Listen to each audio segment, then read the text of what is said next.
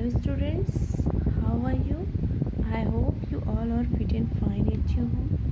And now I will start your third chapter, and third chapter is Taro's Reward.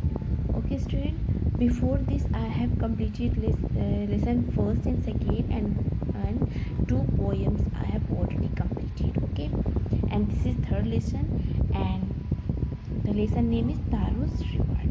Okay, Taro's reward यानी तारों का जो reward, तारों को जो पुरस्कार मिला. ठीक है, देखते हैं what is this in this story and how taro find the reward. Okay, a young woodcutter named Taro lived with his mother and father on a lonely hillside. All day long he chopped woodcutter in the forest. Though he worked very hard, he earned very little money. यानी जो तारो था वो एक young boy था. ठीक है, young था, would cutter था, यंग वुड कटर था जो लकड़ियाँ काटता था. नेम तारो, उसका नाम तारो था. With his mother and father, वो अपने मदर और फादर के साथ अकेले हिल साइड यानी पहाड़ी के पीछे रहता था.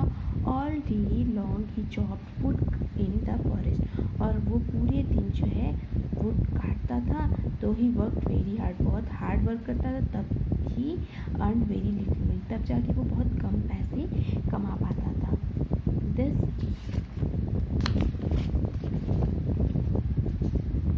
made him sad, for he was a thoughtful son and wanted to give his old parents everything they needed. This made him sad. ये जो छोटा, मतलब इतना मेहनत करने के बाद भी जब वो कम पैसे कमाता था तो ये चीज़ उसको बहुत दुखी करती थी. इससे वो बहुत ज़्यादा सैड होता था. For he was thoughtful son and wanted to give his old parents everything they needed. इससे वो जो है ना बहुत ज़्यादा सोचनी हो गया था. और वो क्या करता था, उसका जो बेटा था, he wanted to give his, मतलब वो अपने पेरेंट्स को जो है सब कुछ दे देना चाहता था जो कि उसके पेरेंट्स को ज़रूरत है.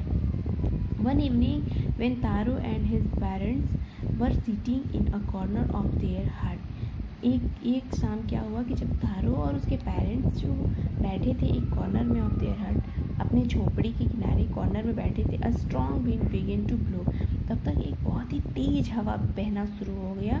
It whistled through the cracks of the hut and everyone felt very cold.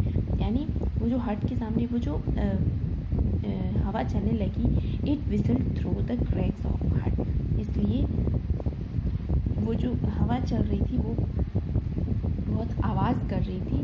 आवाज़ करते हुए हवा चलने लगी. And every one felt very good, और सारे लोग क्या महसूस करने लगे, बहुत ठंडा महसूस करने, यानी वो हवा से सबको ठंड लगने लगी. सडनली तारो's फादर सेड, तभी अचानक तारो के फादर ने कहा, I wish I had a cup of shake. तभी तारो के फादर ने कहा कि मेरी इच्छा है कि काश मेरे पास एक शेक का कप होता. It would warm me and to my cold heart. तो इससे क्या होता, मैं बहुत ज़्यादा गर्म हो जाता और मेरे बूढ़े हृदय को जो है बहुत आराम मिलता. शेक जो होता है स्टूडेंट, वो जापान में ये जो पीने की चीज़ होती है तो ये बहुत ही महंगा आता है. इसलिए इसके ओल्ड फादर की ये विश थी कि काश अगर ये होता मेरे पास तो मैं इसको पी के और अपने आप को बहुत ही गर्म महसूस करता. This made Taro sadder than ever, यानी इस चीज़ को सुन के तारो पहले से भी ज़्यादा बहुत दुखी हो गया. For the heart warming drink called sake was very expensive. For the heart warming drink, यानी जो हार्ट को वार्म करने वाली जो ये ड्रिंक थी, ये इसको शेक बुलाते हैं, जो कि बहुत ज़्यादा एक्सपेंसिव था, यानी बहुत ही ज़्यादा महंगा. एक्सपेंसिव मीन्स महंगा. How do I earn more money, अब उसने कहा कि अब मैं और ज़्यादा मनी कैसे कमाऊँ जिससे कि मैं वो शेक ला सकूँ. ही आस्क्ड हिमसेल्फ, खुद से उसने अपने अंदर से पूछा. How do I get a little shake for my poor old father. फिर उसने कहा कि और कैसे मैं अपने गरीब पिताजी के लिए वो शेक लाऊं. He decided to work harder than before, अब उसने डिसाइड किया कि अब इससे भी ज़्यादा मैं हार्ड वर्क करूँगा उस शेक को लाने के लिए, क्योंकि ये अपने माँ बाप की सेवा करने के लिए बहुत ज़्यादा हार्ड वर्क करता था और उनके लिए कुछ करना चाहता था. Next morning, Taro jumped out of bed earlier than usual and made his way to the forest. यानी जो अगली सुबह आई तो वो बहुत जल्दी अपने बेड से उठ गया और and usual made his way to the forest, और रोज़ की तरह ही वो फॉरेस्ट की तरफ चल पड़ा. ही चॉप्ड एंड कट. वो चॉप्ड करता रहा, काटता रहा और चॉप्ड करता रहा.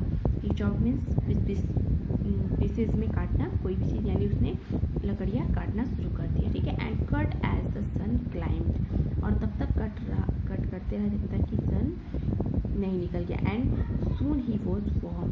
और जब सूर्य निकला तो जल्दी ही उसे गर्मी लगने लगी. बहुत ज़्यादा मेहनत करने से उसे गर्मी आने लगी. That he had to take off his jacket. तब उसने अपने जैकेट को उतार दिया. His mouth was dry. उसके मुंह सूख गए थे मेहनत करने से. And his face was wet. और उसका फेस वेट विद स्वेट, यानी स्वेट मीन्स होता है पसीना. उसका फेस जो है पसीने से बहुत ज़्यादा, वेट मीन्स भीग गया था. उसका फेस पसीने से एकदम गीला हो गया. माई पुअर ओल्ड फादर. फिर वो कह रहा है अपने आप से कि मेरे गरीब पिता. He thought.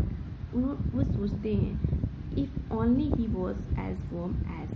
उसने सोचा कि काश जैसे मुझे ऐसी गर्मी लग रही है, काश मेरे पिताजी को, मेरे पुअर पिताजी को भी ऐसे ही वो गर्म हो जाते, उनको भी ऐसी गर्मी लगती. वो ऐसा सोचता है. And with that he began to job even faster, thinking of extra money he must earn to buy the shake to warm the old man's bones. और फिर ये सोचते हुए उसने और मतलब जल्दी जॉब करना शुरू कर दिया, बहुत ही तेज़ी से.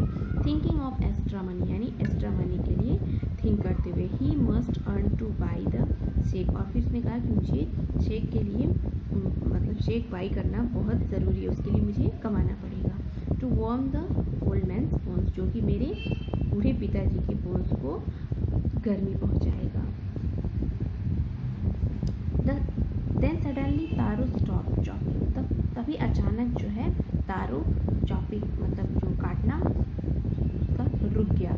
व्हाट वॉज दैट साउंड ही. फिर उसने सोचा कि यह कैसा साउंड था.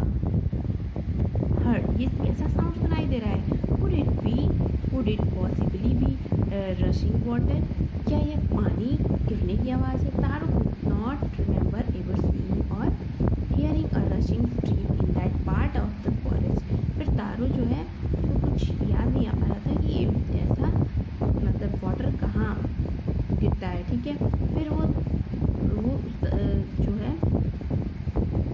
उस पानी को हियरिंग करते हुए rustling stream in the part of the forest. और फिर उस पानी की आवाज़ को वो सुन रहा था कि यह फॉरेस्ट के किस पार्ट की तरफ है.